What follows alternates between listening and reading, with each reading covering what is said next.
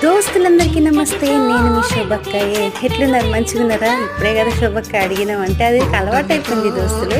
అయితే చూడండి, నేను ఈ పెద్ద బకెట్లో 2 చేశాను కదా. ఒక దాంట్లో దవనం అంటే మర్మం అంటారు అది పెట్టిన, ఇక పాత చిన్న చిన్న ఉంటుంది కదా దవనం మొత్తం పెట్టిన. అసలు చూడండి ఎంత బాగుంది. అసలు బయట కొన్నా కానీ ఇంత హ్యాపీగా ఉండేది కాదు నాకు. ఇంకొక దాంట్లో నేను మారేడు చెట్టు పెడదామని అనుకున్నా.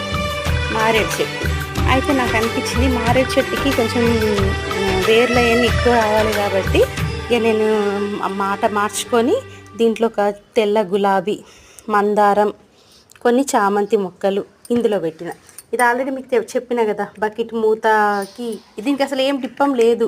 బకెట్ మూతతోని ఈ 4 మూల కట్టి బ్యాలెన్స్ చేసిన అనమాట.